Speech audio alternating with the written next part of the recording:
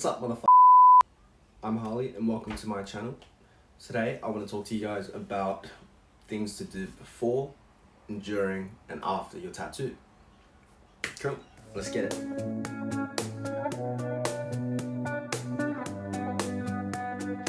the first thing I want you guys to do before your appointment is to do your research. Please, for the love of God, do your research. You need to research the artists and the particular style you want before you should get your tattoo. It will help you immensely.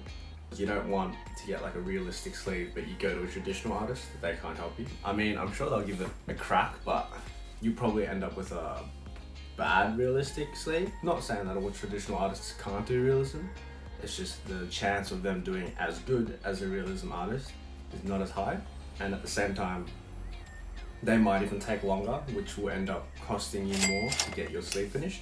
That's just a tip for all the newbies who don't have tattoos. You better make sure you do your research first. Make sure that the artist is comfortable doing the style and the project that you want done on you. Cool.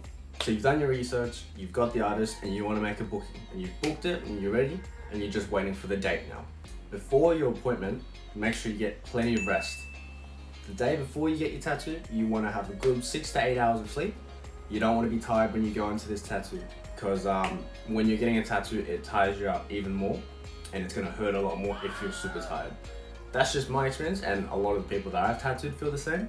But I mean, if you don't want to sleep and then you go in and you want to try and fall asleep, I wish you the best of luck. It's going to be very difficult, in my opinion, and it's going to hurt a lot more just because your body isn't fully rested. You don't want to do too much vigorous activity. You can't avoid the training or something, then that's fine. You don't want to be just too overly tired for your tattoo appointment. That's a bad one. Okay, so your appointment's tomorrow. You've got a night's sleep. You're ready to go. The next thing you want to do is when you wake up, you want to have some food. You want to go into this tattoo with a fairly full stomach. You don't want to be overly full, but you don't want to be hungry. Why is that? Because, like I said before, you're getting tattooed and it's going to take out a lot of energy. You become prone to fainting if you don't eat enough. I've had plenty of people who come in and don't eat, and if you have a long session, they won't have enough fuel or energy to support them throughout the long tattoo, which therefore makes it harder for them, it hurts more for them, and yeah, you might even faint if your body can't take it. Tattoos they're not painless things, they actually kind of hurt, so that's another tip. Your next tip is you shouldn't drink alcohol before or even during your tattoo. Alcohol is a blood thinner, so it makes your blood very thin. You might think, oh, you want to get drunk or a little bit buzzed before you get tattooed because you're scared of the pain. No. It's gonna make it hurt even more, and it's gonna make it harder for the artist to work. The blood becomes thinner and it comes out of the wound or out of the tattoo a lot easier, which means there'll be more wiping, which is gonna hurt you more, and it's gonna be difficult for the artist to see what they're doing. I've learned from this tip or mistake personally. I've actually tattooed a friend who has been drinking. Yeah, all that. It's just not a good experience. Don't do that. So the last tip for before getting a tattoo is that if you know what spot it is, if it's the neck or the ribs, if it's a really painful spot, the butt or the lower back or something like that, or even like the bicep, and if you're very sensitive to pain, one thing you can do is you can ask your artist beforehand if they use numbing cream or if they allow it. Some artists don't use it. Some artists really don't like using it because it affects the ink going into the skin. I personally don't mind if my clients use it, but I also understand where those artists are coming from. I understand other artists not allowing it because the numbing cream makes it harder for the artist to work on the skin. I don't know what it is. It makes it harder for the ink to go into the skin, makes the needle not be able to penetrate the skin as much. Something, I'm not sure what it is. I don't like it either, but you can't help yourself. You'd rather your client not move during a painful session and get a good tattoo rather than they're squirming all over and you get shaky lines just because you said no to numbing cream. But hey, some people, each to their own. Alright, cool. So those are the before getting a tattoo. Now let's move on to during. So you've booked your tattoo, you're in the studio now, you're sitting on the chair, you're waiting to get tattooed. You have the stencil on and the tattoo artist is like, here we go. Number one is you should try your best to relax. I know it's so much easier said than done. You pretty much gotta play dead. Try and put your mind elsewhere. You're inevitably gonna feel the pain. It's gonna happen.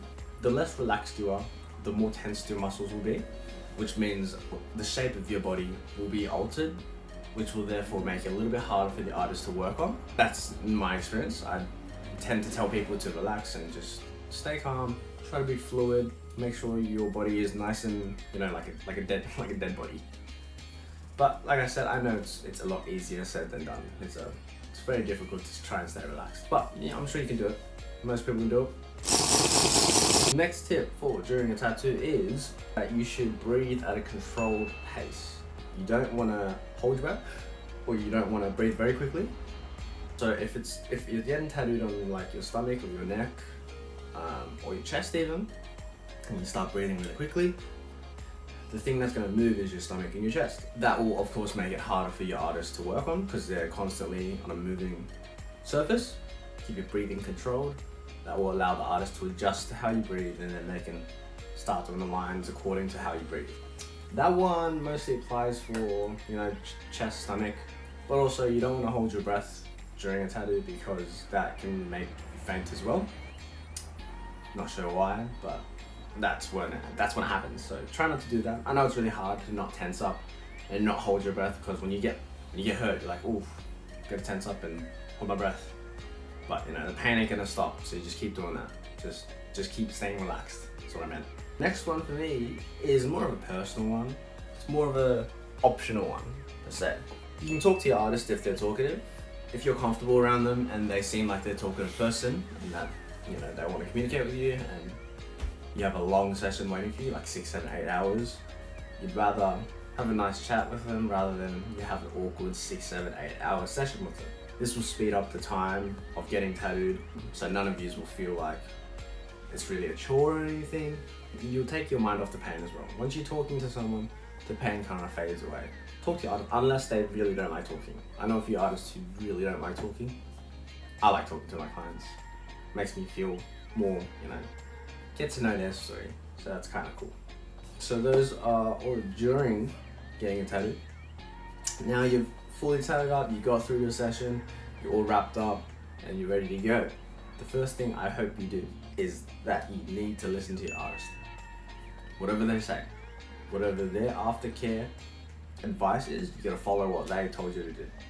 Every artist tattoos a different way, which means everyone likes to take care of their tattoos in a different manner. That being said, the general rules are keep it clean at all times, don't be in the sun, don't peel your scabs if you scab up. Keep it clean, obviously, it's an open wound. If you don't keep it clean, you might get infected. I've personally gotten an infection on my sleeve and I fully freaked out, but don't worry, if you get an infection, usually what I would suggest is you just leave it. Don't even put any ointment or cream, anything. You don't want to suffocate the tattoo. Some artists may tell you to use bepanthen or some special ointment to, you know, heal it. I'm sure you can give that a go if you want to, but in my experience, especially because I live in Sydney, it's just, I don't know, the heat and putting moisture on, it kind of made it worse. I kind of just had to leave it for like a week or two, and then slowly the infection got away, and then tattoo's fine. You try and want to keep it clean, just because if you do get infected, it might make the tattoo fade a little bit, and also infections are kind of gross. Next one I said was no sun. When you have a fresh tattoo, it's going to feel like a sunburn. Most people get their tattoos during summer, which is funny. It's ironic. The best time to get a tattoo is winter because there's no sun. Let's say you get your tattoo in summer. You don't want to go out to the beach straight away, you know, showing off your fresh tat. It's going to be the worst thing for your tattoo, especially because you can't put sunscreen on it. You can't put sunscreen on a fresh tattoo. It's just going to make it worse. What you want to do is take a few weeks off direct sunlight, you know. This is why we say winter is the best time to get tattooed. Try your best to keep out of the sun for the first 2 weeks or so. When it's, you know, kind of finished peeling, you know, it's slowly becoming a tattoo you can touch without it being sensitive or anything like that. So No sun, make sure there's no sun. The third one is when you scab up. Some people scab up. If it's like a very tough tattoo, bold lines and that, you can scab up. I've scabbed up a little bit before. You don't want to peel it. Why you don't want to peel it? Also, if you peel it and rip the scab before it's ready to come off, you risk ripping some of the ink out. And then you have a blotchy ass tattoo. And no one wants a blotchy ass tattoo, right? Unless you want, no, I mean, that's what you want, go for it. Do your thing. Most people I know don't want a blotchy tattoo, so keep your fingers to yourself and don't peel your tattoo. And that's pretty much all the afters.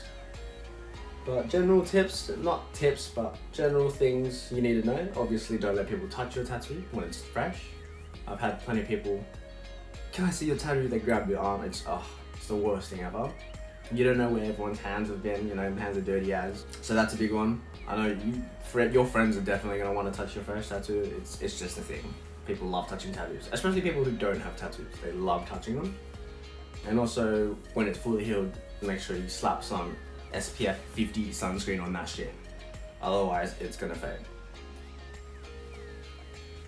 And there it is, guys. Those are my before, during, and after tattoo tips and tricks and whatnot. Thanks so much for watching. Follow me on Instagram. I'll leave a link down below. Hit the subscribe button, leave a like, hit the bell notification, do all that fancy shit. And I'll see you guys in the next video. Peace out.